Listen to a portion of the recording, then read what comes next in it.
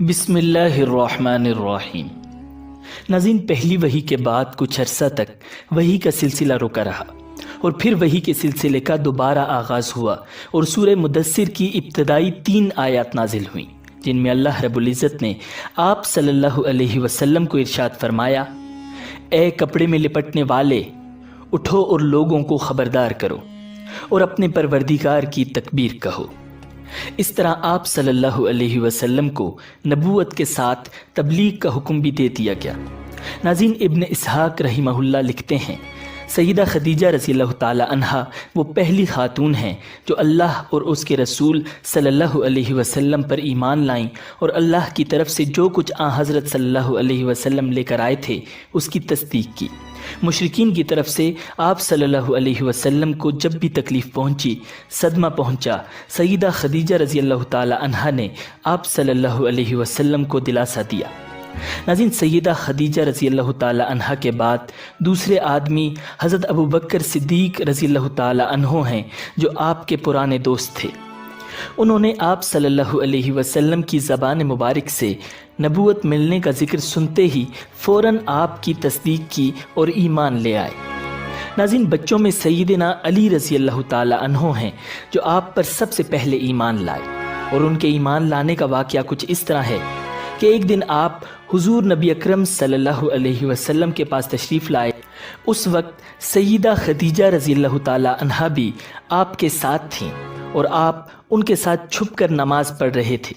انہوں نے یہ نئی بات دیکھ کر پوچھا، یہ آپ کیا کر رہے ہیں؟ نبی اکرم صلی اللہ علیہ وسلم نے ارشاد فرمایا، یہ وہ دین ہے جس کو اللہ تعالیٰ نے اپنے لیے پسند فرمایا ہے اور اس کے لیے اللہ تعالیٰ نے اپنے پیغمبر بھیجے ہیں۔ میں تمہیں بھی اس اللہ کی طرف بلاتا ہوں اور لات اور عزیٰ کی عبادت سے روکتا ہوں۔ حضرت علی رضی اللہ تعالی عنہ نے یہ سن کر عرض کیا، یہ ایک نئی بات ہے، اس کے بارے میں نے آج سے پہلے کبھی نہیں سنا، اس لیے میں اپنے بارے میں ابھی کچھ نہیں کہہ سکتا، میں اپنے والد سے مشورہ کر لوں۔ ان کا جواب سن کر آپ صلی اللہ علیہ وسلم نے ارشاد فرمایا، علی، اگر تم مسلمان نہیں ہوتے تو بھی اس بات کو چھپائے رکھنا۔ انہوں نے وعدہ کیا اور اس کا ذکر کسی سے نہ کیا۔ رات بھر سوچتے رہے، آخر اللہ تعالیٰ نے انہیں ہدایت عطا فرما دی۔ سویرے آپ صلی اللہ علیہ وسلم کی خدمت میں حاضر ہوئے اور مسلمان ہو گئے۔ ناظرین، علماء نے لکھا ہے کہ اس وقت حضرت علی رضی اللہ تعالی عنہ کی عمر 8 سال کے قریب تھی، اور اس سے پہلے بھی انہوں نے کبھی بتوں کی عبادت نہیں کی تھی۔ وہ بچپن ہی سے نبی اکرم صلی اللہ علیہ وسلم کے ساتھ رہتے تھے، لیکن احتیاط کے باوجود حضرت علی رضی اللہ تعالی عنہ کے والد کو ان کے قبول اسلام کا علم ہو گیا، تو انہوں نے حضرت علی رضی اللہ تعالی عنہ سے اس کے متعلق پوچھا۔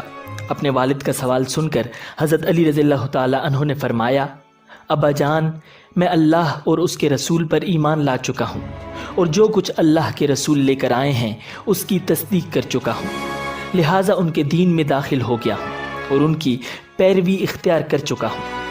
یہ سن کر حضرت ابو طالب نے کہا، جہاں تک ان کی بات ہے، یعنی محمد صلی اللہ علیہ وسلم کی، تو وہ تمہیں بھلائی کے سوا کسی دوسرے راستے پر نہیں لگائیں گے، لہٰذا ان کا ساتھ نہ چھوڑنا۔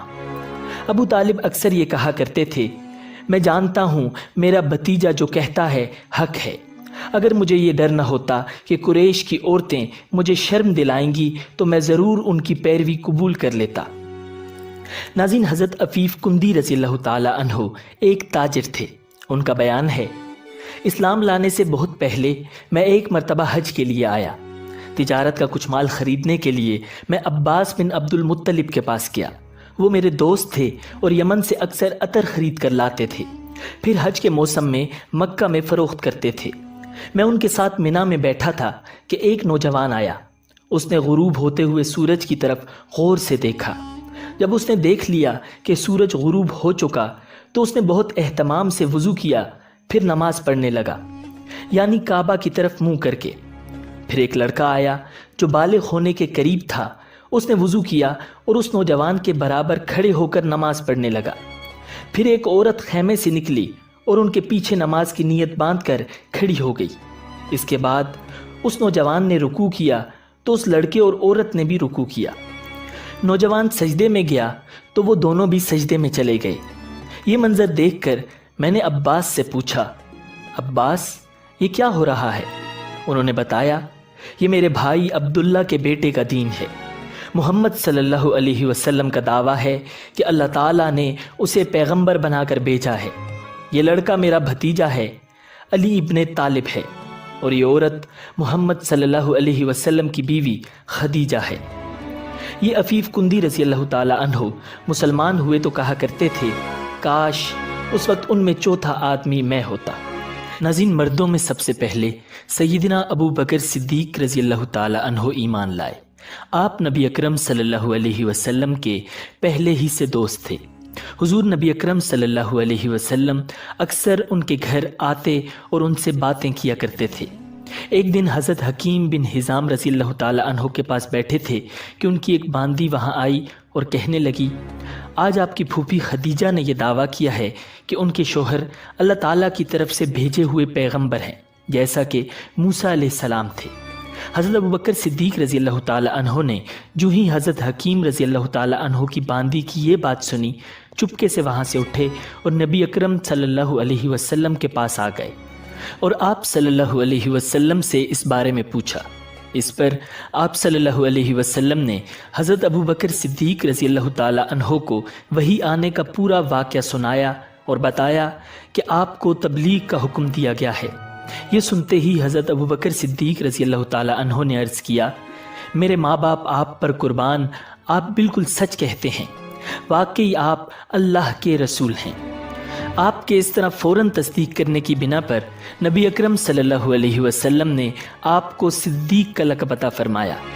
ناظرین، اس بارے میں دوسری روایت یہ ہے کہ صدیق کا لقب آپ صلی اللہ علیہ وسلم نے انہیں اس وقت دیا تھا جب آپ معراج کے سفر سے واپس تشریف لائے تھے۔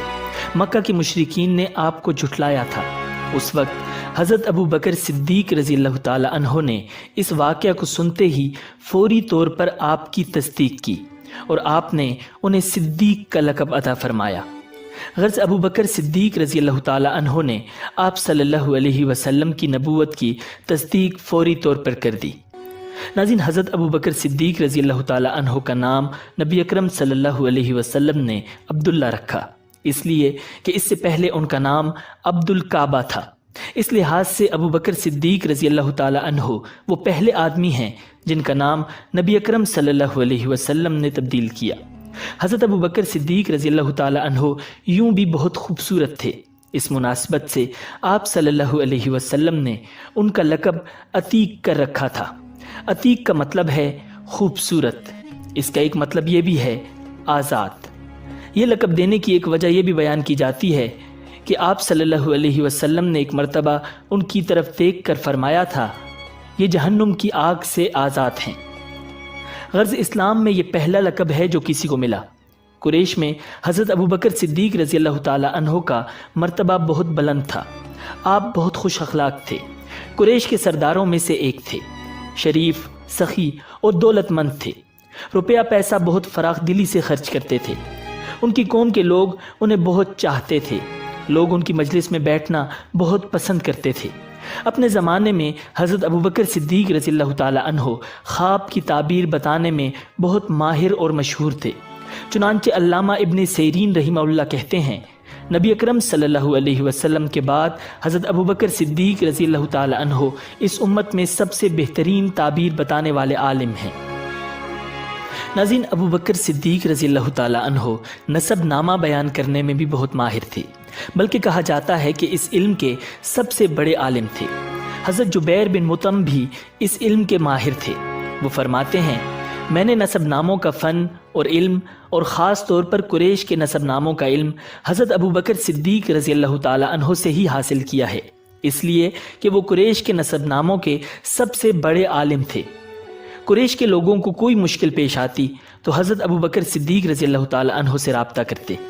حضرت ابوبکر صدیق رضی اللہ تعالی عنہ کے بارے میں نبی اکرم صلی اللہ علیہ وسلم فرمایا کرتے تھے، میں نے جسے بھی اسلام کی دعوت دی، اس نے کچھ نہ کچھ سوچ بچار اور کسی قدر وقفے کے بعد اسلام قبول کیا، سوائے ابو بکر کے، وہ بغیر ہچکچاہٹ کے فوراً مسلمان ہو گئے۔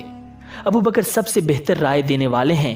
میرے پاس جبرائیل علیہ السلام آئے اور انہوں نے کہا اللہ تعالیٰ آپ کو حکم دیتا ہے اپنے معاملات میں ابو بکر سے مشورہ کریں۔ ناظرین، نبی اکرم صلی اللہ علیہ وسلم کے لیے حضرت ابو بکر صدیق رضی اللہ تعالیٰ عنہ وزیر کے درجے میں تھے۔ آپ ہر معاملے میں ان سے مشورہ لیا کرتے تھے۔ ایک حدیث میں آتا ہے نبی اکرم صلی اللہ علیہ وسلم فرماتے ہیں اللہ تعالیٰ نے میری مدد کے لیے 4 وزیر مقرر فرمائے ہیں، ان میں سے 2 آسمان والوں میں سے ہیں یعنی جبرائیل اور میکائیل علیہ السلام، اور 2 زمین والوں میں سے ہیں، ایک ابو بکر اور دوسرے عمر رضی اللہ تعالی عنہما۔ ناظرین، اسلام لانے سے پہلے حضرت ابو بکر صدیق رضی اللہ تعالی عنہ نے ایک خواب دیکھا تھا۔ خواب میں آپ رضی اللہ تعالی عنہ نے دیکھا کہ چاند مکہ میں اتر آیا ہے اور اس کا ایک ایک حصہ مکہ کے ہر گھر میں داخل ہو گیا ہے، اور پھر سارے کا سارا حضرت ابو بکر صدیق رضی اللہ تعالی عنہ کی گود میں آ گرا ہے۔ آپ رضی اللہ تعالی عنہ نے یہ خواب ایک عیسائی عالم کو سنایا۔ اس نے اس خواب کی یہ تعبیر بیان کی کہ تم اپنے پیغمبر کی پیروی کرو گے جس کا دنیا انتظار کر رہی ہے اور جس کے ظہور کا وقت قریب آ گیا ہے، اور یہ کہ پیروکاروں میں سب سے زیادہ خوش قسمت انسان تم ہوگے۔ ایک روایت کے مطابق عالم نے کہا تھا اگر تم اپنا خواب بیان کرنے میں سچے ہو تو بہت جلد تمہارے گاؤں میں سے ایک نبی ظاہر ہوں گے، تم اس نبی کی زندگی میں اس کے وزیر بنو گے اور ان کی وفات کے بعد ان کے خلیفہ ہوگے۔ پھر کچھ عرصہ بعد حضرت ابو بکر صدیق رضی اللہ تعالی عنہ کو یمن جانے کا اتفاق ہوا۔ یمن میں یہ ایک بوڑھے عالم کے گھر ٹھہرے۔ اس نے آسمانی کتابیں پڑھ رکھی تھی۔ حضرت ابو بکر صدیق رضی اللہ تعالی عنہ کو دیکھ کر اس نے کہا میرا خیال ہے تم حرم کے رہنے والے ہو، اور میرا خیال ہے تم قریشی ہو اور تیمی خاندان سے ہو۔ تو حضرت ابو بکر صدیق رضی اللہ تعالی عنہ نے جواب میں فرمایا ہاں تم نے بالکل ٹھیک کہا۔ اب اس نے کہا میں تم سے ایک بات اور کہتا ہوں، تم ذرا اپنا پیٹ پر سے کپڑا ہٹا کر دکھاؤ۔ حضرت ابو بکر صدیق رضی اللہ تعالی عنہ اس کی یہ بات سن کر حیران ہوئے اور بولے ایسا میں اس وقت تک نہیں کروں گا جب تک تم اس کی وجہ نہیں بتا دو گے۔ اس پر اس نے کہا میں اپنے مضبوط علم کی بنیاد پر کہتا ہوں کہ حرم کے علاقے میں ایک نبی کا ظہور ہونے والا ہے، ان کی مدد کرنے والا ایک نوجوان ہوگا اور ایک پختہ عمر والا ہوگا۔ جہاں تک نوجوان کا تعلق ہے وہ مشکلات میں کود جانے والا ہوگا، جہاں تک پختہ عمر کے آدمی کا تعلق ہے وہ سفید رنگ کا کمزور جسم والا ہوگا، اس کے پیٹ پر ایک بالدار نشان ہوگا، حرم کا رہنے والا تیمی خاندان کا ہوگا۔ اور اب یہ ضروری نہیں کہ تم مجھے اپنا پیٹ دکھاؤ کیونکہ باقی سب علامتیں تم میں موجود ہیں۔ اس کی اس بات پر حضرت ابو بکر صدیق رضی اللہ تعالی عنہ نے اپنے پیٹ پر سے کپڑا ہٹا دیا۔ وہاں ان کی ناف کے اوپر سیاہ اور سفید بالوں والا ایک نشان موجود تھا۔ تب وہ پکار اٹھا رب کعبہ کی قسم تم وہی ہو۔ ناظرین، حضرت ابو بکر صدیق رضی اللہ تعالی عنہ کہتے ہیں جب میں یمن میں اپنی خریداری اور تجارتی کام کر چکا تو رخصت ہونے کے وقت اس کے پاس آیا۔ اس وقت اس نے مجھ سے کہا میری طرف سے چند شعر سن لو جو میں نے اس نبی کی شان میں کہے ہیں۔ اس پر میں نے کہا اچھی بات ہے سناؤ۔ تب اس نے مجھے وہ شعر سنائے۔ اس کے بعد جب میں مکہ معظمہ پہنچا تو نبی اکرم صلی اللہ علیہ وسلم اپنی نبوت کا اعلان کر چکے تھے۔ فوراً ہی میرے پاس قریش کے بڑے بڑے سردار آئے، ان میں زیادہ اہم عقبہ بن ابی معیط، شیبہ، ابو جہل اور ابو البختری تھے۔ ان لوگوں نے مجھ سے کہا اے ابو بکر، ابو طالب کے یتیم نے دعویٰ کیا ہے کہ وہ نبی ہیں، اگر آپ کا انتظار نہ ہوتا تو ہم اس وقت تک صبر نہ کرتے، اب جب کہ آپ آ گئے ہیں ان سے نپٹنا آپ ہی کا کام ہے۔ اور یہ بات انہوں نے اس لیے کہی تھی کہ حضرت ابو بکر صدیق رضی اللہ تعالی عنہ نبی اکرم صلی اللہ علیہ وسلم کے قریبی دوست تھے۔ ابو بکر رضی اللہ تعالی عنہ فرماتے ہیں کہ میں نے اچھے انداز سے ان لوگوں کو ٹال دیا اور خود آپ صلی اللہ علیہ وسلم کے گھر پہنچ کر دروازے پر دستک دی۔ آپ صلی اللہ علیہ وسلم باہر تشریف لائے۔ مجھے دیکھ کر آپ نے ارشاد فرمایا اے ابو بکر، میں تمہاری اور تمام انسانوں کی طرف اللہ کا رسول بنا کر بھیجا گیا ہوں، اس لیے اللہ تعالیٰ پر ایمان لے آؤ۔ آپ صلی اللہ علیہ وسلم کی بات سن کر میں نے کہا آپ کے پاس اس بات کا ثبوت ہے؟ آپ صلی اللہ علیہ وسلم نے میری بات سن کر ارشاد فرمایا، اس بوڑھے کے وہ شعر جو اس نے آپ کو سنائے تھے۔ یہ سن کر میں حیران رہ گیا اور بولا، میرے دوست، آپ کو ان کے بارے میں کس نے بتایا؟ آپ نے ارشاد فرمایا، اس عظیم فرشتے نے جو مجھ سے پہلے بھی تمام نبیوں کے پاس آتا رہا ہے۔ حضرت ابوبکر صدیق رضی اللہ تعالی عنہ نے عرض کیا، اپنا ہاتھ لائیے، میں گواہی دیتا ہوں کہ اللہ کے سوا کوئی معبود نہیں اور یہ کہ آپ اللہ کے رسول ہیں۔ حضرت ابوبکر صدیق رضی اللہ تعالی عنہ فرماتے تھے کہ آپ صلی اللہ علیہ وسلم میرے ایمان لانے پر بہت خوش ہوئے، مجھے سینے سے لگایا، پھر کلمہ پڑھ کر میں آپ کے پاس سے واپس آ گیا۔ ناظرین، مسلمان ہونے کے بعد حضرت ابوبکر صدیق رضی اللہ تعالی عنہ نے جو سب سے پہلا کام کیا وہ تھا اسلام کی تبلیغ۔ انہوں نے اپنے جاننے والوں کو اسلام کا پیغام دیا، انہیں اللہ اور اس کے رسول کی طرف بلایا۔ ناظرین، آپ رضی اللہ تعالی عنہ کی تبلیغ سے بہت سے جلیل القدر صحابہ کرام اسلام میں داخل ہوئے، جن میں سے 5 عشرہ مبشرہ میں شامل ہیں۔ ان کے نام یہ ہیں: حضرت عثمان غنی، حضرت عبد الرحمن بن عوف، حضرت سعد بن ابی وقاص، حضرت طلحہ اور حضرت زبیر رضی اللہ تعالی عنہ۔ کچھ لوگ ان میں حضرت ابو عبیدہ بن جراح رضی اللہ تعالی عنہ کا نام بھی شامل کرتے ہیں۔ ناظرین، نبوت ملنے کے بعد 3 سال تک نبی اکرم صلی اللہ علیہ وسلم خفیہ طور پر تبلیغ کرتے رہے۔ اس دوران جو شخص بھی مسلمان ہوتا وہ مکہ کی گھاٹیوں میں چھپ کر نمازیں ادا کرتا تھا۔ پھر ایک دن ایسا ہوا کہ حضرت سعد بن ابی وقاص رضی اللہ تعالی عنہ کچھ دوسرے صحابہ کے ساتھ مکہ کی ایک گھاٹی میں تھے کہ اچانک وہاں قریش کی ایک جماعت پہنچ گئی۔ اس وقت صحابہ نماز پڑھ رہے تھے۔ مشرکوں کو یہ دیکھ کر بہت غصہ آیا، وہ ان پر چڑھ دوڑے، ساتھ میں برا بھلا بھی کہہ رہے تھے۔ ایسے میں حضرت سعد بن ابی وقاص رضی اللہ تعالی عنہ نے ان میں سے ایک کو پکڑ لیا اور اس کو ایک ضرب لگائی۔ اس سے اس کی کھال پھٹ گئی، خون بہہ نکلا۔ ناظرین، یہ پہلا خون ہے جو اسلام کے نام پر بہایا گیا۔ اب قریش دشمنی پر اتر آئے۔ اس بنا پر نبی اکرم صلی اللہ علیہ وسلم حضرت ارقم رضی اللہ تعالی عنہ کے مکان پر تشریف لے آئے تاکہ دشمنوں سے بچاؤ رہے۔ اس طرح حضرت ارقم رضی اللہ تعالی عنہ کا یہ مکان اسلام کا پہلا مرکز بنا۔ اس مکان کو دار ارقم کہا جاتا ہے۔ نبی اکرم صلی اللہ علیہ وسلم کے دار ارقم میں تشریف لانے سے پہلے لوگوں کی ایک جماعت مسلمان ہو چکی تھی۔ اب نماز دار ارقم میں ادا ہونے لگی۔ نبی اکرم صلی اللہ علیہ وسلم صحابہ کرام رضی اللہ تعالی عنہم کو وہیں پر نماز پڑھاتے، وہیں بیٹھ کر عبادت کرتے اور مسلمانوں کو دین کی تعلیم دیتے۔ اس طرح 3 سال گزر گئے۔ پھر اللہ تعالیٰ نے آپ صلی اللہ علیہ وسلم کو اعلانیہ تبلیغ کا حکم فرمایا۔ اعلانیہ تبلیغ کی ابتدا بھی دار ارقم سے ہوئی۔ پہلے آپ یہاں خفیہ طور پر دعوت دیتے رہے تھے، یہاں تک کہ اللہ تعالیٰ نے سورۃ الشعراء میں آپ کو حکم فرمایا، اور آپ اپنے نزدیک کے اہل خاندان کو ڈرائیے۔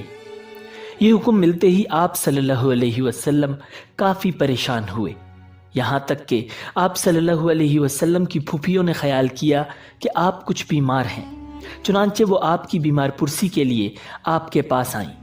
تب آپ صلی اللہ علیہ وسلم نے ان سے فرمایا، میں بیمار نہیں ہوں، بلکہ مجھے اللہ تعالیٰ نے حکم دیا ہے کہ میں اپنے قریبی رشتہ داروں کو آخرت کے عذاب سے ڈراؤں، اس لیے میں چاہتا ہوں کہ تمام بنی عبد المطلب کو جمع کروں اور انہیں اللہ کی طرف آنے کی دعوت دوں۔ یہ سن کر آپ صلی اللہ علیہ وسلم کی پھوپھیوں نے کہا، ضرور جمع کریں، مگر ابو لہب کو نہ بلائیے گا، کیونکہ وہ ہرگز آپ کی بات نہیں مانے گا۔ ابو لہب کا دوسرا نام عبد العزیٰ تھا۔ یہ آپ صلی اللہ علیہ وسلم کا چچا تھا اور بہت خوبصورت تھا، مگر بہت سنگ دل اور مغرور تھا۔ دوسرے دن نبی اکرم صلی اللہ علیہ وسلم نے بنی عبد المطلب کے پاس دعوت بھیجی۔ اس پر وہ سب آپ صلی اللہ علیہ وسلم کے ہاں جمع ہو گئے۔ ان میں ابو لہب بھی تھا۔ اس نے کہا، یہ تمہارے چچا اور ان کی اولادیں جمع ہیں، تم جو کچھ کہنا چاہتے ہو کہو اور اپنی بے دینی کو چھوڑ دو۔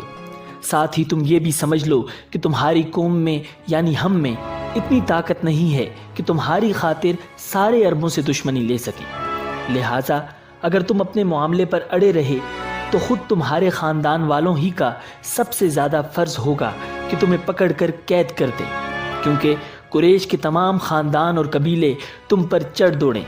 اس سے تو یہی بہتر ہوگا کہ ہم ہی تمہیں قید کر دیں۔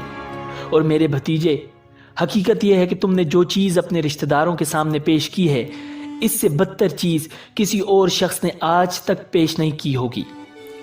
آپ صلی اللہ علیہ وسلم نے اس کی بات کی طرف کوئی توجہ نہیں فرمائی اور حاضرین کو اللہ کا پیغام سنایا۔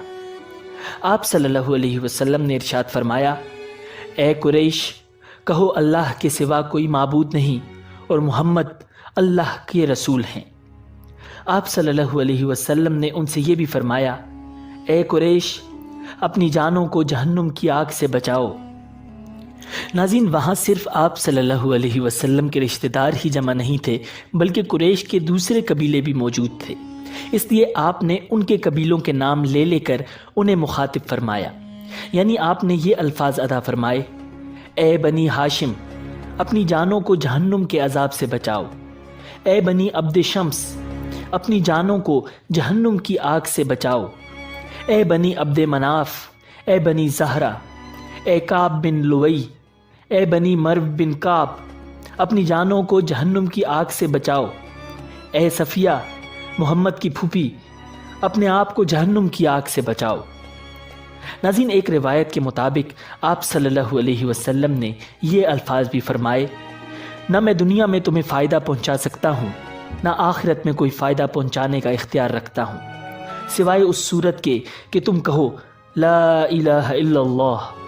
چونکہ تمہاری مجھ سے رشتہ داری ہے، اس لیے اس کے بھروسے پر کفر اور شرک کے اندھیروں میں گم نہ رہنا۔ اس پر ابو لہب آگ بگولا ہو گیا۔ اس نے تل ملا کر کہا، تو ہلاک ہو جائے، کیا تو نے ہمیں اسی لیے جمع کیا تھا؟ ناظرین، پھر سب لوگ چلے گئے۔ ناظرین، اس کے بعد کچھ دن تک آپ صلی اللہ علیہ وسلم خاموش رہے۔ پھر آپ صلی اللہ علیہ وسلم کے پاس جبرائیل علیہ السلام نازل ہوئے۔ انہوں نے آپ صلی اللہ علیہ وسلم کو اللہ تعالیٰ کی جانب سے اللہ کا پیغام ہر طرف پھیلا دینے کا حکم سنایا۔ آپ صلی اللہ علیہ وسلم نے دوبارہ لوگوں کو جمع فرمایا، ان کے سامنے یہ خطبہ ارشاد فرمایا، اللہ کی قسم، جس کے سوا کوئی معبود نہیں، میں خاص طور پر تمہاری طرف اور عام طور پر سارے انسانوں کی طرف اللہ کا رسول بنا کر بھیجا گیا ہوں۔ اللہ کی قسم، تم جس طرح جاگتے ہو اسی طرح ایک دن حساب کتاب کے لیے دوبارہ جگائے جاؤ گے۔ پھر تم جو کچھ کر رہے ہو اس کا حساب تم سے لیا جائے گا۔ اچھائیوں اور نیک اعمال کے بدلے میں تمہیں اچھا بدلہ ملے گا اور برائی کا بدلہ برا ملے گا۔ وہاں بلا شبہ ہمیشہ ہمیشہ کے لیے جنت ہے یا ہمیشہ ہمیشہ کے لیے جہنم ہے۔ اللہ کی قسم، اے بنی عبد المطلب، میرے علم میں ایسا کوئی نوجوان نہیں جو اپنی قوم کے لیے اس سے بہتر اور اعلیٰ کوئی چیز لے کر آیا ہو۔ میں تمہارے واسطے دنیا اور آخرت کی بھلائی لے کر آیا ہوں۔ ناظرین، آپ صلی اللہ علیہ وسلم کے اس خطبے کو سن کر ابو لہب نے سخت ترین انداز میں کہا، اے بنی عبد المطلب، اللہ کی قسم، یہ ایک فتنہ ہے۔ اس سے پہلے کہ کوئی دوسرا اس پر ہاتھ ڈالے، بہتر ہے کہ تم ہی اس پر قابو پالو۔ یہ معاملہ ایسا ہے کہ اگر تم اس کی بات سن کر مسلمان ہو جاتے ہو تو یہ تمہارے لیے ذلت و رسوائی کی بات ہوگی۔ ناظرین، اس کے جواب میں اس کی بہن یعنی نبی اکرم صلی اللہ علیہ وسلم کی پھوپھی حضرت صفیہ رضی اللہ تعالی عنہا نے کہا، بھائی، کیا اپنے بھتیجے کو اس طرح رسوا کرنا تمہارے لیے مناسب ہے؟ اور پھر اللہ کی قسم، بڑے بڑے عالم یہ خبر دیتے آ رہے ہیں کہ عبد المطلب کے خاندان میں سے ایک نبی ظاہر ہونے والے ہیں، لہٰذا میں تو کہتی ہوں یہی وہ نبی ہیں۔ ابو لہب کو یہ سن کر غصہ آیا۔ وہ بولا، اللہ کی قسم، یہ بالکل بکواس اور گھروں میں بیٹھنے والی عورتوں کی باتیں ہیں۔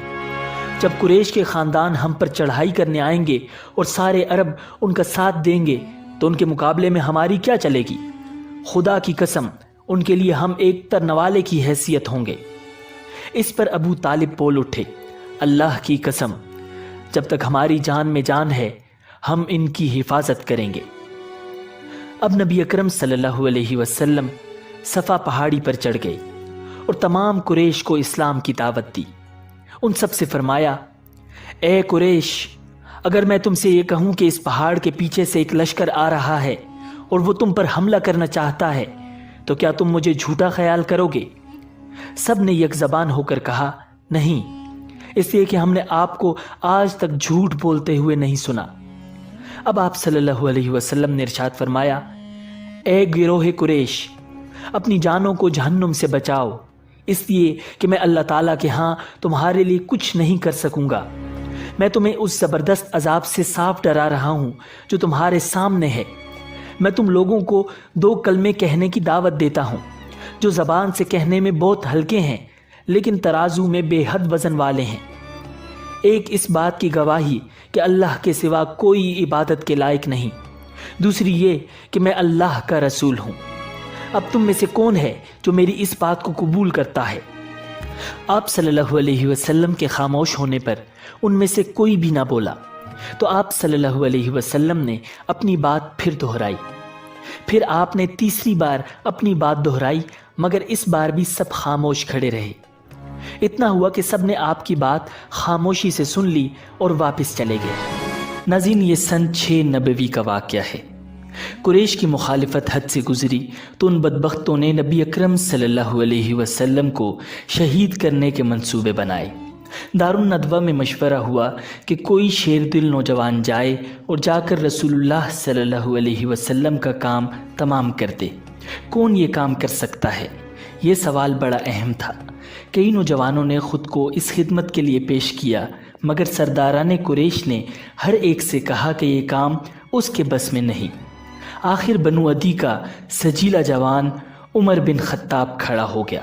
اس نے کہا، سرداران قریش، میں ابھی یہ کام کر کے تم لوگوں کو خوشخبری سناتا ہوں۔ ابو جہل نے کہا، ہاں، یہ نوجوان یقیناً اس قابل ہے کہ اس کٹھن کام کو سر انجام دے سکے۔ فیصلہ ہو جانے کے بعد عمر بن خطاب دارالندوہ سے نکلے۔ ان کے ہاتھ میں ننگی تلوار تھی، چہرے پر عجیب غصے کی کیفیت کے ساتھ خود کلامی کے انداز میں کچھ کہتے ہوئے وہ چلے جا رہے تھے۔ اچانک راستے میں نعیم بن عبداللہ رضی اللہ تعالی عنہ سے آمنا سامنا ہو گیا۔ نعیم کا تعلق بھی بنو عدی سے تھا۔ وہ اسلام لا چکے تھے مگر ابھی تک اپنے اسلام کا اظہار نہیں کیا تھا۔ ناظرین، علامہ ابن حجر عسقلانی رحمہ اللہ کے مطابق قبول اسلام میں ان کا 10واں نمبر ہے۔ نعیم رضی اللہ تعالی عنہ نے پوچھا، عمر کیا بات ہے؟ بڑے غصے میں نظر آ رہے ہو۔ عمر نے کہا، ہاں، میں آج اس شخص کو قتل کرنے جا رہا ہوں جس نے ہمارے باپ دادا کا دین بگاڑ دیا ہے۔ نعیم بن عبداللہ رضی اللہ تعالی عنہ نے بڑی حکمت کے ساتھ کہا، اچھا، اگر یہ بات ہے تو پہلے اپنے گھر کی خبر لو۔ تمہاری بہن فاطمہ بنت خطاب اور تمہارا بہنوئی سعید بن زید بھی آبائی دین چھوڑ کر مسلمان ہو چکے ہیں۔ اس خبر نے حضرت عمر کے غصے میں اضافہ کر دیا۔ اب دار ارقم جانے کے بجائے بہن کے گھر کی راہ لی۔ وہاں پہنچ کر دیکھا کہ گھر کا دروازہ بند ہے اور اندر سے کسی چیز کے پڑنے کی آواز آ رہی ہے۔ دروازہ کھٹکھٹایا تو بہن نے دروازہ کھولا۔ نبی اکرم صلی اللہ علیہ وسلم پر انہی دنوں سورہ طٰہٰ نازل ہوئی تھی۔ اسی کی تلاوت اور حفظ کی مشق کی جا رہی تھی۔ حضرت خباب بن ارت رضی اللہ تعالی عنہ جو نبی اکرم صلی اللہ علیہ وسلم سے قرآن مجید سن کر یاد کر لیا کرتے تھے، وہ بھی گھر میں موجود تھے۔ حضرت عمر کی آہٹ اور آواز سنتے ہی انہیں گھر میں چھپا دیا گیا تھا۔ عمر نے بہن اور بہنوئی سے پوچھا، تم کیا پڑھ رہے تھے؟ انہوں نے کہا، کچھ بھی نہیں۔ اس پر ان کا غصہ بھڑک اٹھا۔ بہنوئی کو زد و کوب کرنا شروع کیا۔ بہن بچانے کے لیے آئیں تو انہیں بھی خوب مارا پیٹا، یہاں تک کہ وہ لہو لہان ہو گئیں۔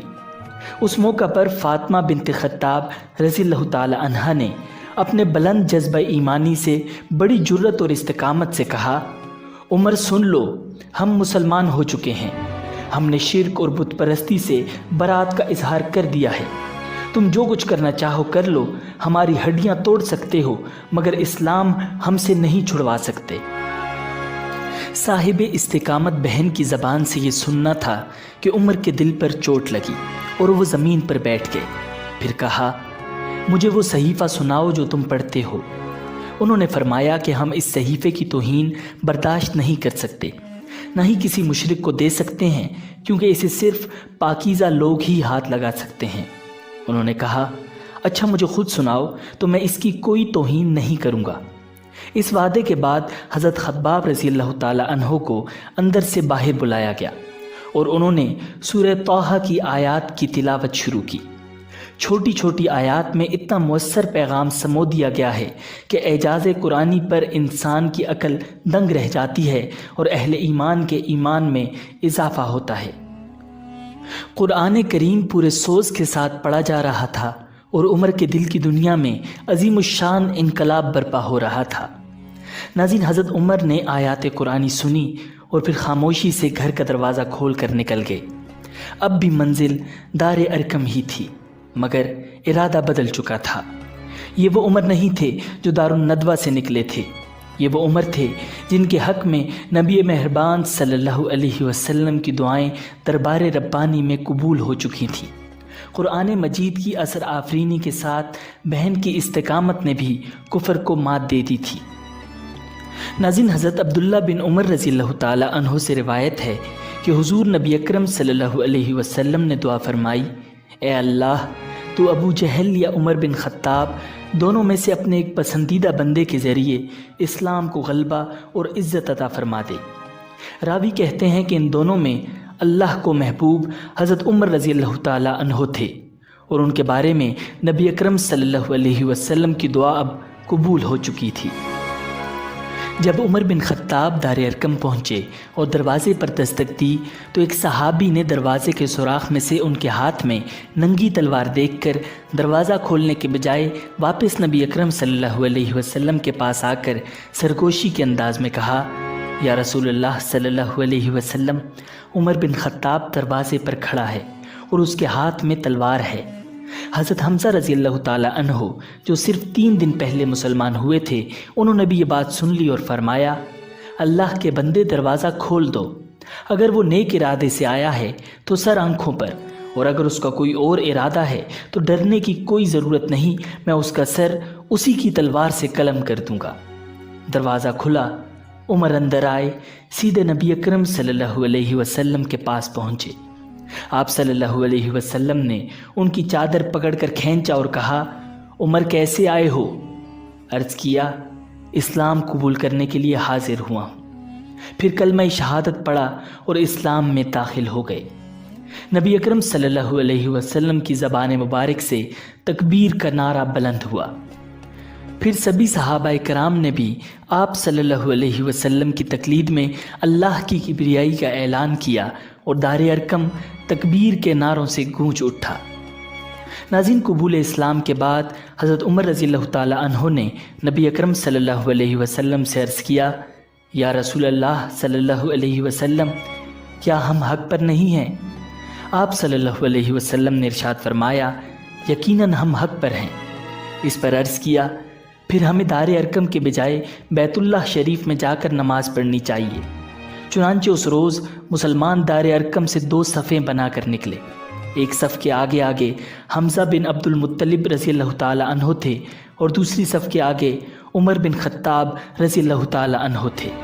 مسلمان اس شان کے ساتھ حرم شریف میں آئے اور وہاں نماز پڑھی اور حضرت عمر رضی اللہ تعالی عنہ نے سرداران قریش کو متنبع کر دیا کہ وہ اسلام میں داخل ہو گئے ہیں۔ اس خبر سے قریش کے ہاتھوں کے طوطے اڑ گئے۔ یوں اہل علم کے نزدیک سیدنا عمر بن خطاب رضی اللہ تعالی عنہ مراد رسول صلی اللہ علیہ وسلم ہے۔ ناظرین، شوال 10 نبوی میں حضور اکرم صلی اللہ علیہ وسلم طائف تشریف لے گئے۔ اس سفر میں صرف آپ کے غلام حضرت زید بن حارثہ رضی اللہ تعالی عنہ آپ کے ساتھ تھے۔ طائف میں ثقیف کا قبیلہ آباد تھا۔ آپ صلی اللہ علیہ وسلم یہ اندازہ کرنے کے لیے طائف تشریف لے گئے کہ قبیلہ ثقیف کے دلوں میں بھی اسلام کے لیے کچھ گنجائش ہے یا نہیں۔ آپ صلی اللہ علیہ وسلم یہ امید بھی لے کر گئے تھے کہ ممکن ہے یہ لوگ مسلمان ہو جائیں اور آپ کی حمایت میں اٹھ کھڑے ہوں۔ طائف پہنچ کر آپ نے سب سے پہلے اس قبیلے کے سرداروں کے پاس جانے کا ارادہ کیا۔ یہ 3 بھائی تھے، ایک کا نام عبد یا علیل تھا، دوسرے کا نام مسعود تھا اور تیسرے کا نام حبیب تھا۔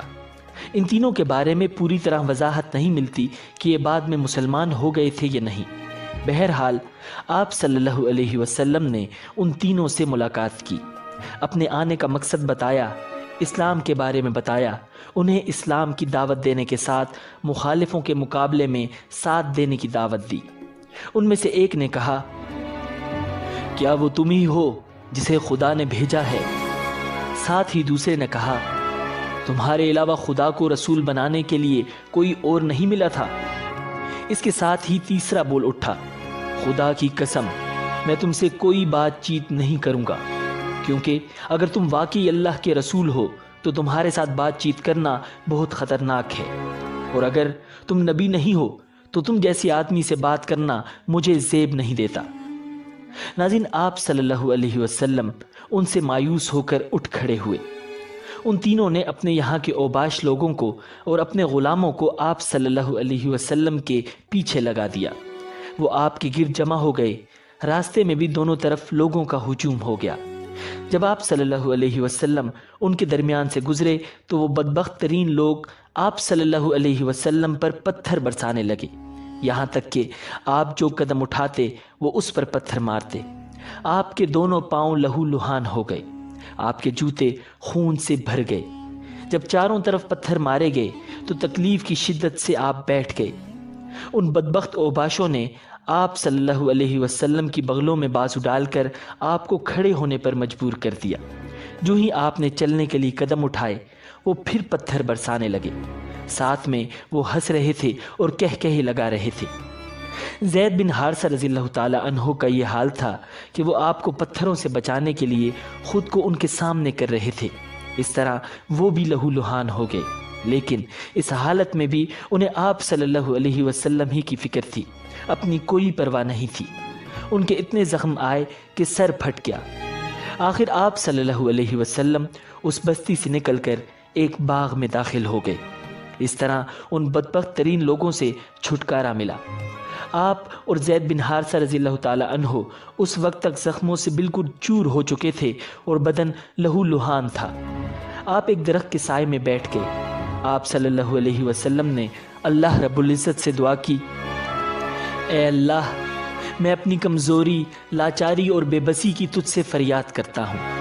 یا ارحم الراحمین، تو کمزوروں کا ساتھی ہے اور تو ہی میرا رب ہے، اور میں تجھ ہی پر بھروسہ کرتا ہوں۔ اگر مجھ پر تیرا غضب اور غصہ نہیں ہے تو مجھے کسی کی بھی پرواہ نہیں۔ اسی وقت اچانک آپ صلی اللہ علیہ وسلم نے دیکھا کہ وہاں باغ کے مالک عتبہ اور شیبہ بھی موجود ہیں۔ وہ بھی دیکھ چکے تھے کہ طائف کے بدماشوں نے آپ صلی اللہ علیہ وسلم کے ساتھ کیا سلوک کیا ہے۔ انہیں دیکھتے ہی آپ صلی اللہ علیہ وسلم اٹھ کھڑے ہوئے، کیونکہ آپ کو معلوم تھا کہ وہ دونوں اللہ کے دین کے دشمن ہیں۔ ادھر ان دونوں کو آپ کی حالت پر رحم آ گیا۔ انہوں نے فوراً اپنے نصرانی غلام کو پکارا، اس کا نام عداس تھا۔ عداس حاضر ہوا تو انہوں نے اسے حکم دیا، اس بیل سے انگور کا خوشہ توڑو اور ان کے سامنے رکھ دو۔ عداس نے حکم کی تعمیل کی، انگور آپ کو پیش کیے۔ آپ صلی اللہ علیہ وسلم نے جب انگور کھانے کے لیے ہاتھ بڑھایا تو فرمایا، بسم اللہ۔ عداس نے آپ کے منہ سے بسم اللہ سنا تو اس نے اپنے آپ سے کہا، اس علاقے کے لوگ تو ایسا نہیں کہتے۔ آپ صلی اللہ علیہ وسلم نے اس سے پوچھا، تم کس علاقے کے رہنے والے ہو؟ تمہارا دین کیا ہے؟ عداس نے بتایا کہ وہ نصرانی ہے اور نینوا کا رہنے والا ہے۔ اس کے منہ سے نینوا کا نام سن کر آپ صلی اللہ علیہ وسلم نے ارشاد فرمایا، تم تو یونس علیہ السلام کے ہم وطن ہو جو متا کے بیٹے تھے۔ عداس بہت حیران ہوا اور بولا، آپ کو یونس بن متا کے بارے میں کیسے معلوم ہوا؟ خدا کی قسم، جب میں نینوا سے نکلا تھا تو وہاں 10 آدمی بھی ایسے نہیں تھے جو یہ جانتے ہوں کہ یونس بن متا کون تھے، اس لیے آپ کو یونس بن متا کے بارے میں کیسے معلوم ہوا؟ اس پر نبی اکرم صلی اللہ علیہ وسلم نے ارشاد فرمایا، وہ میرے بھائی تھے، اللہ کے نبی تھے اور میں بھی اللہ کا رسول ہوں۔ اللہ تعالیٰ ہی نے مجھے ان کے بارے میں بتایا ہے اور یہ بھی بتایا ہے کہ ان کی قوم نے ان کے ساتھ کیا سلوک کیا تھا۔ آپ صلی اللہ علیہ وسلم کی زبان مبارک سے یہ الفاظ سنتے ہی عداس فوراً آپ کے نزدیک آ گیا اور آپ کے ہاتھوں اور پیروں کو بوسہ دینے لگا۔ باغ کے مالک عتبہ اور شیبہ دور کھڑے یہ سب دیکھ رہے تھے۔ انہوں نے عداس کو آپ کے قدم چومتے دیکھا تو ان میں سے ایک نے دوسرے سے کہا، تمہارے اس غلام کو تو اس شخص نے گمراہ کر دیا۔ پھر عداس ان کی طرف آیا تو ایک نے اس سے کہا، تیرا ناس ہو، تجھے کیا ہو گیا تھا؟ تو اس کے ہاتھ اور پیر چھونے لگا تھا۔ اس پر عداس بولا، میرے آقا، اس شخص سے بہتر انسان پوری زمین پر نہیں ہو سکتا۔ اس نے مجھے ایسی بات بتائی ہے جو کوئی نبی ہی بتا سکتا ہے۔ یہ سن کر عتبہ نے فوراً کہا، تیرا برا ہو، اپنے دین سے ہرگز مت پھرنا۔ ان عداس کے بارے میں آتا ہے کہ یہ مسلمان ہو گئے تھے۔ عتبہ اور شیبہ کے باغ سے نکل کر آپ کن ثعالب کے مقام پر پہنچے۔ یہاں پہنچ کر آپ نے سر اٹھایا تو ایک بدلی آپ صلی اللہ علیہ وسلم کے سر پر سایہ کیے ہوئے تھی۔ اس بدلی میں آپ صلی اللہ علیہ وسلم کو جبرائیل علیہ السلام نظر آئے۔ انہوں نے آپ سے کہا، آپ نے اپنی قوم یعنی بنی ثقیف کو جو کہا اور انہوں نے جو جواب دیا اس کو اللہ تعالیٰ نے سن لیا ہے اور مجھے پہاڑوں کے نگران کے ساتھ بھیجا ہے، اس لیے بنی ثقیف کے بارے میں جو چاہیں اس فرشتے کو حکم کر دیں۔ اس کے بعد پہاڑوں کے فرشتے نے نبی اکرم صلی اللہ علیہ وسلم کو پکارا اور عرض کیا، اے اللہ کے رسول، اگر آپ چاہیں تو میں ان پہاڑوں کے درمیان اس قوم کو کچل دوں یا انہیں زمین میں دھسا کر ان کے اوپر پہاڑ گرا دوں۔ پہاڑوں کے فرشتے کی بات کے جواب میں نبی اکرم صلی اللہ علیہ وسلم نے ارشاد فرمایا، نہیں، مجھے توقع ہے کہ اللہ تعالیٰ ان کی اولاد میں ضرور ایسے لوگ پیدا فرمائے گا جو اللہ تعالیٰ کی عبادت کریں گے اور اس کے ساتھ کسی کو شریک نہیں ٹھہرائیں گے۔ اس پر پہاڑوں کے فرشتے نے جواب دیا، اللہ تعالیٰ نے جیسا آپ صلی اللہ علیہ وسلم کو نام دیا ہے، آپ صلی اللہ علیہ وسلم حقیقت میں رؤوف و رحیم ہیں، یعنی بہت معاف کرنے والے اور بہت رحم کرنے والے ہیں۔ عظیم تاریخ اسلام کے واقعات اور نبی اکرم صلی اللہ علیہ وسلم کے معجزات میں سے ایک عظیم معجزہ واقعہ معراج ہے۔ معراج کے سفر کا آغاز نبوت کے 11ویں سال یعنی ہجرت سے 2 سال پہلے نبی اکرم صلی اللہ علیہ وسلم کی چچا زاد ہمشیرہ ام ہانی کے گھر سے 27ویں رجب کی شب کو ہوا۔ نبی اکرم صلی اللہ علیہ وسلم حضرت ام ہانی رضی اللہ تعالی عنہا کے گھر پر آرام فرما رہے تھے جو شعب ابی طالب کے پاس تھا۔ گھر کی چھت کھل گئی، فرشتہ اندر داخل ہوا اور نبی اکرم صلی اللہ علیہ وسلم کو گھر سے اٹھا کر مسجد حرام لے آیا۔ ناظرین، نبی اکرم صلی اللہ علیہ وسلم نے ارشاد فرمایا، میں حتیم میں آرام کر رہا تھا کہ اچانک ایک آنے والا میرے پاس آیا اور میری ہنسلی کی ہڈی سے لے کر پیٹ کے نیچے تک کا حصہ چاک کیا۔ میرا دل نکالا، پھر سونے کا ایک تشت لایا گیا، اس میں میرا دل زمزم سے دھویا گیا، پھر اسے حکمت سے بھرا گیا، پھر اسے دوبارہ اس کی جگہ پر رکھا گیا۔ پھر میرے پاس سفید رنگ کا ایک جانور لایا گیا جو خچر سے چھوٹا اور گدھے سے بڑا تھا، میں اس پر سوار ہوا۔ ناظرین، اس جانور کا نام براق تھا۔ براق پر سوار ہونے کے بعد بیت المقدس کی طرف آپ صلی اللہ علیہ وسلم کا سفر شروع ہوا۔ اس دوران آپ صلی اللہ علیہ وسلم نے مختلف مقامات پر نماز ادا فرمائی اور مختلف مشاہدات کیے۔ ان میں سے چند کا ذکر کیا جاتا ہے۔ آپ صلی اللہ علیہ وسلم نے بیت المقدس کی طرف جاتے ہوئے دوران سفر 3 مقامات پر نمازیں پڑھیں۔ چنانچہ آپ صلی اللہ علیہ وسلم ارشاد فرماتے ہیں کہ دوران سفر ایک مقام پر حضرت جبرائیل علیہ السلام نے عرض کیا، اتریے اور نماز پڑھ لیجئے۔ میں نے اتر کر نماز پڑھی، پھر عرض کیا، معلوم ہے کہ آپ نے کس جگہ نماز پڑھی ہے؟ پھر کہنے لگے، آپ نے طیبہ یعنی مدینہ پاک میں نماز پڑھی ہے، اسی کی طرف آپ کی ہجرت ہوگی۔ پھر ایک اور مقام پر عرض کیا کہ اتر کر نماز پڑھ لیجئے۔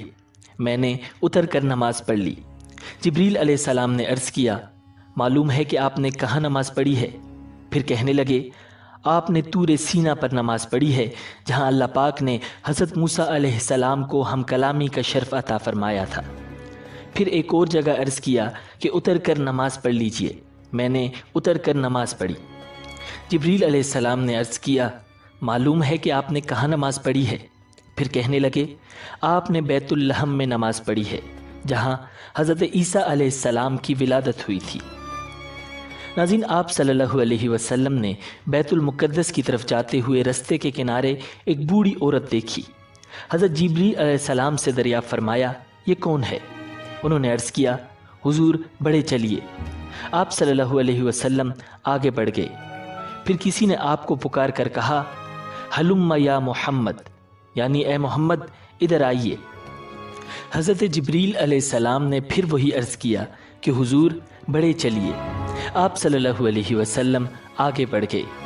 پھر ایک جماعت پر گزر ہوا، انہوں نے آپ کو سلام عرض کرتے ہوئے کہا، السلام علیکہ یا اول، السلام علیکہ یا آخر، السلام علیکہ یا حاشر، یعنی اے اول آپ پر سلامتی ہو، اے آخر آپ پر سلامتی ہو، اے حاشر آپ پر سلامتی ہو۔ حضرت جبریل علیہ السلام نے عرض کیا، حضور ان کے سلام کا جواب مرحمت فرمائیے۔ آپ صلی اللہ علیہ وسلم نے سلام کا جواب ارشاد فرمایا۔ اس کے بعد مسلسل 2 جماعتوں پر گزر ہوا تو وہاں بھی ایسا ہی ہوا۔ ناظرین، ایک روایت میں ہے کہ حضور نبی اکرم صلی اللہ علیہ وسلم بیت المقدس میں باب یمانی سے داخل ہوئے، پھر مسجد کے پاس آئے اور وہاں اپنی سواری باندھی۔ آپ صلی اللہ علیہ وسلم ارشاد فرماتے ہیں، میں نے براق کو اسی حلقے میں باندھا جہاں انبیاء کرام اپنی سواریاں باندھا کرتے تھے۔ پھر مسجد میں داخل ہوا اور 2 رکعتیں پڑھی، پھر باہر نکلا تو بخاری شریف کی روایت کے مطابق یہاں آپ کے پاس دودھ اور شراب کے 2 پیالے لائے گئے۔ آپ نے انہیں ملاحظہ فرمایا، پھر دودھ کا پیالہ قبول فرما لیا۔ اس پر حضرت جبرائیل علیہ السلام کہنے لگے، تمام تعریف اللہ عز و جل کے لیے جس نے آپ صلی اللہ علیہ وسلم کی فطرت کی جانب رہنمائی فرمائی۔ اگر آپ صلی اللہ علیہ وسلم شراب کا پیالہ قبول فرماتے تو آپ صلی اللہ علیہ وسلم کی امت گمراہ ہو جاتی۔ ناظرین، آپ صلی اللہ علیہ وسلم کے بیت المقدس پہنچنے کے بعد حضرت جبرائیل علیہ السلام نے عرض کیا، وہ بڑھیا جسے آپ نے راستے کے کنارے ملاحظہ فرمایا تھا وہ دنیا تھی، اس کی صرف اتنی عمر باقی رہ گئی ہے جتنی اس بڑھیا کی ہے۔ جس نے آپ کو اپنی طرف مائل کرنا چاہا تھا وہ اللہ کا دشمن ابلیس تھا، چاہتا تھا کہ آپ اس کی طرف مائل ہو جائیں۔ جنہوں نے آپ کو سلام عرض کیا تھا وہ حضرت ابراہیم، حضرت موسیٰ اور حضرت عیسیٰ علیہ السلام تھے۔ یہ سفر کرتے کرتے ہمارے پیارے آقا صلی اللہ علیہ وسلم بیت المقدس تشریف لائے، جہاں مسجد اقصیٰ میں انبیاء کرام کی امامت فرمائی۔ چنانچہ آپ صلی اللہ علیہ وسلم فرماتے ہیں کہ جب میں بیت المقدس میں آیا تو انبیاء کرام جمع تھے۔ حضرت جبریل علیہ السلام نے مجھے آگے کیا تو میں نے ان کی امامت کروائی۔ مسجد اقصیٰ میں نماز کے بعد بعض انبیاء کرام علیہم السلام نے خطبے ارشاد فرمائے۔ سب سے پہلے اللہ کے خلیل حضرت سیدنا ابراہیم علیہ السلام نے ارشاد فرمایا، تمام تعریفیں اللہ کے لیے جس نے مجھے خلیل بنایا، عظیم بادشاہت عطا فرمائی، امام اور اپنا فرما بردار بندہ بنایا، میری اقتداء و پیروی کی جاتی ہے، مجھے آگ سے نجات عطا فرمائی اور اسے مجھ پر ٹھنڈی اور سلامتی والی کر دیا۔ ان کے بعد حضرت سیدنا موسیٰ علیہ السلام کہنے لگے، تمام تعریفیں اللہ کے لیے جس نے مجھ سے کلام فرمایا، مجھے اپنی رسالت اور کلمات کے لیے منتخب فرمایا، مجھے راز کہنے کو قریب کیا، مجھ پر تورات نازل فرمائی، میرے ہاتھ پر فرعون کو ہلاک فرمایا اور میرے ہی ہاتھ پر بنی اسرائیل کو نجات عطا فرمائی۔ ناظرین، ان کے بعد حضرت سیدنا داؤد علیہ السلام نے ارشاد فرمایا، تمام تعریفیں اللہ کے لیے جس نے مجھے بادشاہت عطا فرمائی، مجھ پر زبور نازل فرمائی، لوہے کو میرے لیے نرم فرما دیا، میرے لیے پرندوں اور پہاڑوں کو مسخر فرما دیا، مجھے حکمت اور فصل خطاب عطا فرمایا۔ ان کے بعد حضرت سیدنا سلیمان علیہ السلام کہنے لگے، تمام تعریفیں اللہ کے لیے جس نے میرے لیے ہواؤں، جنوں اور انسانوں کو مسخر فرما دیا، شیاطین کو بھی مسخر فرما دیا، اور اب وہ یہ کام کرتے ہیں جو میں ان سے چاہتا ہوں، مثلاً بلند و بالا مکانات تعمیر کرنا، تصویریں بنانا، مجھے پرندوں کی بولی اور ہر چیز سکھائی، میرے لیے پگھلے ہوئے تانبے کا چشمہ بہایا اور مجھے ایسی بادشاہت عطا فرمائی جو میرے بعد کسی کے لیے نہیں۔ ان کے بعد حضرت سیدنا عیسیٰ علیہ السلام نے ارشاد فرمایا، تمام تعریفیں اللہ کے لیے جس نے مجھے تورات اور انجیل سکھائی، مجھے پیدائشی اندھے اور کوڑ کے مرض والے کو تندرست کرنے والا اور اپنے اذن سے مردوں کو زندہ کرنے والا بنایا، مجھے آسمان پر اٹھایا، مجھے کافروں سے پاک کیا، مجھے اور میری ماں کو شیطان مردود سے پناہ عطا فرمائی جس کی وجہ سے اسے میری ماں پر کوئی راہ نہیں۔ ناظرین، ان سب حضرات کے بعد اللہ کے حبیب امام الانبیاء صاحب معراج صلی اللہ علیہ وسلم نے خطبہ ارشاد فرمایا۔ خطبے سے پہلے آپ نے انبیاء کرام سے فرمایا، تم سب نے اپنے رب کی ثنا بیان کی ہے، اب میں رب کی تعریف و ثنا بیان کرتا ہوں۔ پھر آپ نے اس طرح خطبہ پڑھا، تمام تعریفیں اللہ کے لیے جس نے مجھے تمام جہانوں کے لیے رحمت اور تمام انسانوں کے لیے خوشخبری سنانے والا اور ڈر سنانے والا بنا کر بھیجا، مجھ پر حق و باطل میں فرق کرنے والی کتاب کو نازل فرمایا جس میں ہر شے کا روشن بیان ہے، میری امت کو لوگوں میں ظاہر ہونے والی سب امتوں میں بہترین امت بنایا، درمیانی امت بنایا اور انہیں اول بھی بنایا اور آخر بھی، میرے لیے میرا سینہ کشادہ فرما دیا، مجھ سے بوجھ کو دور فرمایا، میرے ذکر کو بلند فرمایا اور مجھے فاتح اور خاتم بنایا۔ یہ سن کر حضرت سیدنا ابراہیم علیہ السلام نے فرمایا، بہذا فضلکم محمد، یعنی اسی وجہ سے محمد نے تم پر فضیلت پائی۔ ناظرین، یہاں مسجد اقصی تک کے معاملات مکمل ہوئے، اب آسمانوں کا سفر شروع ہوا۔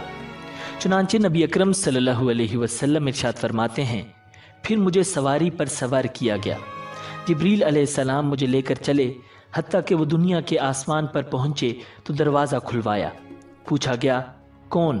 فرمایا جبریل۔ پوچھا گیا تمہارے ساتھ کون ہے؟ فرمایا حضرت محمد صلی اللہ علیہ وسلم ہیں۔ پوچھا گیا کیا انہیں بلایا گیا ہے؟ فرمایا ہاں۔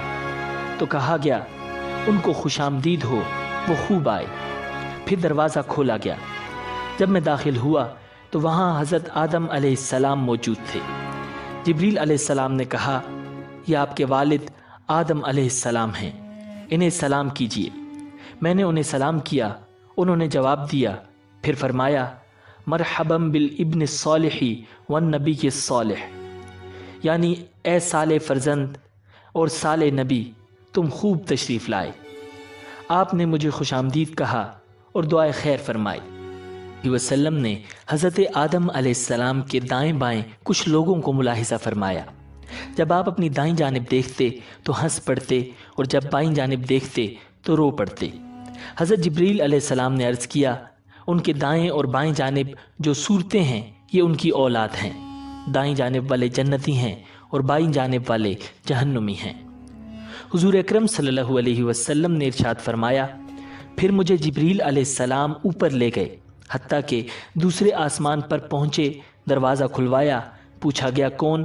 فرمایا جبریل۔ پوچھا گیا تمہارے ساتھ کون ہے؟ فرمایا حضرت محمد صلی اللہ علیہ وسلم۔ پوچھا گیا کیا انہیں بلایا گیا ہے؟ فرمایا ہاں۔ کہا گیا خوش آمدید، تم بہت ہی اچھا آنا آئے۔ پھر دروازہ کھول دیا گیا۔ جب میں اندر پہنچا تو وہاں حضرت یحییٰ علیہ السلام اور حضرت عیسیٰ علیہ السلام موجود تھے۔ جبریل علیہ السلام نے ارشاد فرمایا، یہ یحییٰ علیہ السلام ہیں اور یہ عیسیٰ علیہ السلام ہیں، انہیں سلام کیجیے۔ میں نے سلام کیا، ان دونوں نے جواب دیا۔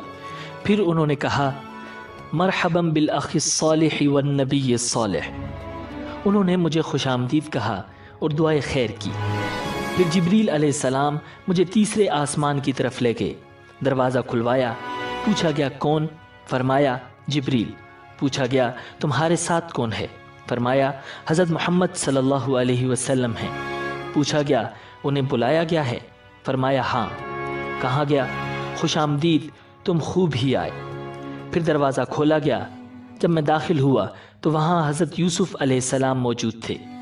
جبریل علیہ السلام نے ارشاد فرمایا، یہ یوسف علیہ السلام ہیں، انہیں سلام کیجیے۔ میں نے انہیں سلام کیا، انہوں نے جواب دیا، مرحبا بالاخ الصالح والنبی الصالح۔ انہیں حسن کا ایک حصہ دیا گیا تھا۔ انہوں نے مجھے خوش آمدید کہا اور دعائے خیر کی۔ پھر جبریل علیہ السلام مجھے اور اوپر لے گئے، حتیٰ کہ چوتھے آسمان پر پہنچے تو دروازہ کھلوایا، پوچھا گیا کون ہے؟ فرمایا جبریل ہوں۔ پوچھا گیا تمہارے ساتھ کون ہے؟ فرمایا حضرت محمد صلی اللہ علیہ وسلم ہیں۔ پوچھا گیا کیا انہیں بلایا گیا ہے؟ فرمایا ہاں۔ کہا گیا خوش آمدید، اچھا آنا آپ آئے۔ تو دروازہ کھولا گیا۔ جب اندر گئے تو وہاں حضرت ادریس علیہ السلام موجود تھے۔ جبریل علیہ السلام نے کہا، یہ ادریس علیہ السلام ہیں، انہیں سلام کیجیے۔ میں نے انہیں سلام کیا، انہوں نے جواب دیا اور کہا مرحبا بالاخ الصالح والنبی الصالح، یعنی خوش آمدید اے صالح بھائی اور صالح نبی۔ انہوں نے مجھے بھی خوش آمدید کہا اور دعائے خیر کی۔ پھر مجھے اوپر لے گئے، حتیٰ کہ 5ویں آسمان پر پہنچے تو دروازہ کھلوایا۔ پوچھا گیا کون؟ کہا جبریل ہوں۔ پوچھا گیا تمہارے ساتھ کون ہے؟ فرمایا حضرت محمد صلی اللہ علیہ وسلم ہیں۔ پوچھا گیا کیا انہیں بلایا گیا ہے؟ فرمایا ہاں۔ کہا گیا خوش آمدید، آپ اچھا آنا آئے۔ دروازہ کھولا گیا تو وہاں حضرت ہارون علیہ السلام موجود تھے۔ جبریل علیہ السلام نے کہا یہ ہارون علیہ السلام ہیں، انہیں سلام کیجیے۔ میں نے انہیں سلام کیا، انہوں نے جواب دیا اور پھر انہوں نے مجھے خوش آمدید کہا۔ پھر جبریل علیہ السلام مجھے اور اوپر لے گئے، حتیٰ کہ 6 آسمان پر پہنچے۔ 6 آسمان پر نبی اکرم صلی اللہ علیہ وسلم کی ملاقات حضرت موسیٰ علیہ السلام سے ہوئی۔ موسیٰ علیہ السلام نے آپ صلی اللہ علیہ وسلم کو خوش آمدید کہا اور ان کے لیے دعائے خیر کی۔ جب آپ صلی اللہ علیہ وسلم وہاں سے آگے بڑھے تو موسیٰ علیہ السلام رونے لگے۔ ان سے پوچھا گیا کیا چیز آپ کو رلا رہی ہے؟ فرمایا اس لیے کہ ایک فرزند میرے بعد نبی بنائے گئے، ان کی امت میری امت سے زیادہ جنت میں جائے گی۔ نبی اکرم صلی اللہ علیہ وسلم ارشاد فرماتے ہیں پھر جبرائیل علیہ السلام مجھے 7ویں آسمان کی طرف لے گئے۔ جبرائیل علیہ السلام نے دروازہ کھلوایا۔ پوچھا گیا کون ہے؟ فرمایا جبریل ہوں۔ پوچھا گیا تمہارے ساتھ کون ہے؟ فرمایا حضرت محمد صلی اللہ علیہ وسلم ہیں۔ پوچھا گیا کیا انہیں بلایا گیا ہے؟ فرمایا ہاں۔ کہا گیا خوش آمدید، آپ بہت اچھا آنا آئے ہیں۔ میں داخل ہوا تو وہاں حضرت ابراہیم علیہ السلام موجود تھے۔ آپ بیت المعمور کے ساتھ ٹیک لگا کر تشریف فرما تھے۔ جبریل علیہ السلام نے کہا یہ آپ کے والد حضرت ابراہیم علیہ السلام ہیں، انہیں سلام کیجیے۔ میں نے انہیں سلام کیا، انہوں نے جواب دیا۔ پھر فرمایا مرحبا بالابن الصالح والنبی الصالح، یعنی خوب آئے اے صالح فرزند اور اے صالح نبی۔ ناظرین، آسمانوں کے بعد مزید قرب خاص کی طرف سفر کا آغاز ہوا۔ اس کے بارے میں پیارے آقا صلی اللہ علیہ وسلم ارشاد فرماتے ہیں پھر میں سدرۃ المنتہا تک اٹھایا گیا۔ ناظرین، سدرۃ المنتہا بیری کا ایک نورانی درخت ہے۔ اس کے پھل مٹکوں کی طرح اور پتے ہاتھی کے کانوں کی طرح تھے۔ جب اسے اللہ کا کوئی حکم پہنچتا ہے تو متغیر ہو جاتا ہے۔ اللہ کی مخلوق میں ایسا ایک بھی نہیں جو اس کے حسن کی تعریف کر سکے۔ تو اللہ نے مجھ پر وحی فرمائی۔ جبریل علیہ السلام نے کہا یہ سدرۃ المنتہا ہے۔ وہاں 4 نہریں تھیں، 2 نہریں خفیہ تھیں اور 2 نہریں ظاہر۔ میں نے پوچھا اے جبریل یہ کیا ہے؟ عرض کیا کہ خفیہ نہریں جنت کی 2 نہریں ہیں اور ظاہری نہریں نیل اور فرات ہیں۔ پھر میرے سامنے بیت المعمور لایا گیا۔ اس کے بعد میرے پاس ایک برتن شراب کا، ایک برتن دودھ کا اور ایک برتن شہد کا لایا گیا۔ میں نے دودھ کا پیالہ لیا تو جبریل علیہ السلام نے کہا یہ فطرت ہے، اسی پر آپ اور آپ کی امت ہوگی۔ اس کے بعد آپ براق پر سوار ہوئے تو اس کے حجاب کے پاس آئے جو اللہ کریم کے قرب خاص میں ہے۔ اچانک اس حجاب سے ایک فرشتہ نکلا۔ نبی اکرم صلی اللہ علیہ وسلم نے حضرت جبریل علیہ السلام سے فرمایا یہ کون ہے؟ حضرت جبریل علیہ السلام نے عرض کیا اس ذات کی قسم جس نے آپ کو حق کے ساتھ مبعوث فرمایا، بطور مکان کے میں تمام مخلوق میں سب سے زیادہ قریب ہوں، لیکن اس فرشتے کو میں نے اپنی تخلیق سے لے کر اب تک کبھی نہیں دیکھا۔ یوں آپ صلی اللہ علیہ وسلم سفر کو جاری رکھتے ہوئے ایک مقام سے دوسرے مقام تک اور ایک حجاب سے دوسرے حجاب تک چلتے گئے، حتیٰ کہ ایک ایسے مقام پر پہنچے جہاں حضرت جبرائیل علیہ السلام رک گئے۔ آپ صلی اللہ علیہ وسلم نے ارشاد فرمایا اے جبریل مجھ سے الگ نہ ہو۔ عرض کیا اے میرے آقا ہماری رسائی بس ایک معلوم مقام تک ہے، میں اگر ایک بال برابر بھی آگے جاؤں گا تو جل جاؤں گا۔ اس رات تو میں آپ کے احترام کی وجہ سے یہاں تک پہنچا ہوں، ورنہ میرا آخری ٹھکانہ سدرۃ المنتہا ہے۔ ناظرین، حضرت جبریل علیہ السلام نے خود ہی فرمایا تھا کہ میرا آخری ٹھکانہ سدرۃ المنتہا ہے۔ لیکن شب معراج نبی اکرم صلی اللہ علیہ وسلم کے صدقے انہیں سدرۃ المنتہا سے آگے جانے کی اجازت مل گئی۔ حضرت جبریل علیہ السلام کے رکنے کے بعد اب نبی اکرم صلی اللہ علیہ وسلم اکیلے چلے۔ آپ اندھیرے والے حجابات سے گزرتے گئے، حتیٰ کہ 70,000 ایسے موٹے حجابات سے بھی تجاوز کر گئے جن میں سے ہر ایک کی طوالت 500 سال کے برابر تھی، اور ہر حجاب کے درمیان 500 سال کا فاصلہ تھا۔ تو ایک مقام پر براق رک گیا۔ وہاں آپ صلی اللہ علیہ وسلم نے رف رف نامی ایک سبز خیمہ ملاحظہ فرمایا جس کی روشنی سورج کی روشنی سے بھی زیادہ تھی۔ آپ اس خیمے پر چڑھے اور اس کے ذریعے عرش تک پہنچے۔ اس کے بعد آپ صلی اللہ علیہ وسلم مزید قرب خاص کی طرف بڑھے۔ آپ سے فرمایا گیا، میرے قریب ہو جائیے، میرے قریب ہو جائیے، حتیٰ کہ 1000 مرتبہ فرمایا گیا۔ آپ صلی اللہ علیہ وسلم ہر بار پکارے جانے پر ترقی کرتے گئے حتیٰ کہ دنا کے مقام پر پہنچے، پھر مزید ترقی کرتے گئے تو فتح اللہ تک پہنچے، پھر مزید ترقی کرتے گئے حتیٰ کہ اپنی منزل قاب قوسین او ادنا تک پہنچے، جیسا کہ اللہ پاک نے قرآن کریم میں ارشاد فرمایا ہے۔ پھر آپ صلی اللہ علیہ وسلم اپنے رب کے قریب ہوئے۔ یہ قرب مقام و مرتبے کے اعتبار سے تھا، نہ کہ مکان کے اعتبار سے، کیونکہ اللہ پاک مکان سے پاک ہے۔ اب آپ صلی اللہ علیہ وسلم وہاں پہنچے جہاں نہ زمان تھا، نہ مکان، نہ اوپر تھا نہ نیچے، نہ شمال تھا نہ جنوب، نہ مشرق تھا اور نہ ہی مغرب، یہ سب نہ تھے، بس خدا کی ذات تھی اور اس کے حبیب تھے۔ جو قرآن و حدیث میں آیا ہے اس پر ہمارا ایمان ہے۔ ناظرین، اس کے بعد آپ صلی اللہ علیہ وسلم نے اللہ تعالیٰ کو سجدہ کیا، کیونکہ اس مرتبے کو آپ نے اللہ تعالیٰ کی فرمانبرداری کے ذریعے حاصل کیا۔ سجدے میں خاص قرب ملتا ہے، جیسا کہ نبی اکرم صلی اللہ علیہ وسلم نے فرمایا کہ اپنے رب کے سب سے زیادہ قریب وہ بندہ ہوتا ہے جو سجدہ کرتا ہے۔ ناظرین، آپ صلی اللہ علیہ وسلم نے رب تعالیٰ کی دیدار کے بعد اپنی امت کے لیے نمازوں کا تحفہ لے کر واپسی کا سفر شروع فرمایا۔ جب آپ صلی اللہ علیہ وسلم واپس لوٹے تو حضرت جبریل علیہ السلام آپ کے ساتھ رہے۔ چنانچہ حضرت جبریل علیہ السلام نے عرض کیا، یا رسول اللہ، بے شک آپ اللہ کی مخلوق میں سب سے بہتر اور اس کے چنے ہوئے ہیں۔ اللہ پاک نے آپ کو اس رات وہ بلند مقام و مرتبہ عطا فرمایا جہاں تک مخلوق میں سے نہ کوئی مقرب فرشتہ پہنچا اور نہ ہی کوئی نبی، بس یہ عزت آپ ہی کے لیے ہے۔ اس کے بعد حضرت جبریل علیہ السلام نے آپ کو جنت و دوزخ کی سیر کرائی، ان کے منازل آپ کو دکھائے۔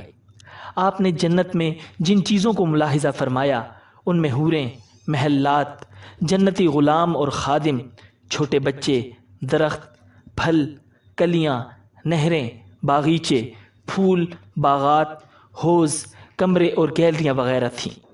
اور جہنم میں جو ملاحظہ فرمایا وہ زنجیریں، ہتھکڑیاں یا توک، بیڑیاں، سانپ، بچھو، گدھے کے رینگنے کی طرح کی آوازیں، کھولتا پانی اور جلتے دھوئیں وغیرہ تھے۔ ناظرین، آپ صلی اللہ علیہ وسلم نے واپسی میں جنت اور دوزخ کو ملاحظہ فرمایا۔ اس کے بعد آسمانوں سے ہوتے ہوئے بیت المقدس، پھر مکہ شریف، حضرت ام ہانی کے گھر تشریف لائے جہاں سے سفر کی ابتدا ہوئی تھی۔ چنانچہ ایک روایت میں ہے کہ آپ صلی اللہ علیہ وسلم بیت المقدس تک آئے، حضرت جبریل علیہ السلام آپ کے ساتھ تھے۔ پھر آپ وہاں سے مکہ شریف حضرت ام ہانی کے گھر اپنے بستر پر تشریف لائے، جبکہ رات کا کچھ حصہ باقی تھا۔ آپ صلی اللہ علیہ وسلم نے رات گزارنے کے بعد یہ واقعہ لوگوں میں بیان کرنے کا ارادہ فرمایا۔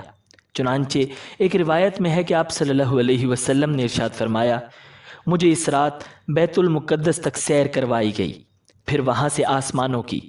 ابو جہل نے کہا، آپ نے اس ایک رات میں بیت المقدس کا سفر کیا اور مکہ میں ہمارے ساتھ ہی صبح کر رہے ہیں؟ تو آپ نے فرمایا، ہاں۔ ابو جہل اس خوف سے انکار نہ کر سکا کہ آپ یہ بات اپنی قوم میں بیان کریں گے، تو حضور انور صلی اللہ علیہ وسلم سے پوچھا کہ کیا یہ بات اپنی قوم کو بتائیں گے؟ آپ نے فرمایا، ہاں۔ یہ سن کر ابو جہل نے آواز لگائی کہ اے بنی کعب، یہاں آؤ، تو سب لوگ جمع ہوئے۔ نبی اکرم صلی اللہ علیہ وسلم اور ابو جہل کے پاس بیٹھ گئے۔ ابو جہل نے کہا، جو بات بیان کرنی ہے اپنی قوم سے کریں۔ آپ صلی اللہ علیہ وسلم نے ارشاد فرمایا، مجھے اس رات سیر کرائی گئی تھی۔ لوگوں نے پوچھا کہاں سے کہاں تک؟ فرمایا بیت المقدس تک۔ پھر لوگوں نے پوچھا کہ آپ نے یہاں آ کر صبح کی ہے؟ فرمایا ہاں۔ لوگوں نے کہا یہ تو عجیب بات ہے۔ ان میں بعض نے تالیاں بجائیں، بعض ہنسنے لگے اور بعض نے اپنے سروں پر ہاتھ رکھا۔ اس معاملے کو محال اور تعجب کی نگاہ سے دیکھا گیا۔ اس کی وجہ سے بعض ایمان والے مرتد ہو گئے جبکہ بعض نے تصدیق کی۔ ناظرین، ام المؤمنین حضرت سیدنا عائشہ رضی اللہ تعالی عنہا سے روایت ہے کہ نبی اکرم صلی اللہ علیہ وسلم کو مسجد اقصیٰ تک کی سیر کرائی گئی۔ آپ نے صبح لوگوں کو خبر دی۔ مومنوں میں سے کچھ نے تصدیق کی اور کچھ نے نہیں کی۔ کچھ مشرکین حضرت ابوبکر صدیق رضی اللہ تعالی عنہ کے پاس آ کر کہنے لگے، کیا آپ اس بات کی تصدیق کر سکتے ہیں جو آپ کے دوست نے کہی ہے کہ انہوں نے راتوں رات مسجد حرام سے مسجد اقصیٰ تک کی سیر کی؟ حضرت ابوبکر رضی اللہ تعالی عنہ نے ارشاد فرمایا، او قال ذلک، کیا واقعی میرے آقا نے یہ فرمایا ہے؟ کہا جی ہاں۔ ارشاد فرمایا، لئن کان قال ذلک لقد صدق، یعنی اگر آپ نے یہ فرمایا ہے تو یقیناً سچ فرمایا ہے۔ لوگوں نے کہا کیا آپ اس بات کی تصدیق کرتے ہیں کہ وہ رات کو بیت المقدس گئے اور صبح ہونے سے پہلے واپس آ گئے؟ انہوں نے ارشاد فرمایا، میں تو ان کی آسمانی خبروں کی بھی صبح و شام تصدیق کرتا ہوں، اور یقیناً وہ تو اس بات سے بھی زیادہ حیران کن اور تعجب خیز ہے۔ واقعہ معراج کی فوراً تصدیق کرنے کی وجہ سے آپ رضی اللہ تعالی عنہ کو صدیق کہا جاتا ہے۔ ناظرین، امید ہے کہ آپ کو یہ ویڈیو پسند آئی ہوگی۔ ملتے ہیں بہت جلد ایک نئی ویڈیو کے ساتھ۔ اللہ نگہبان۔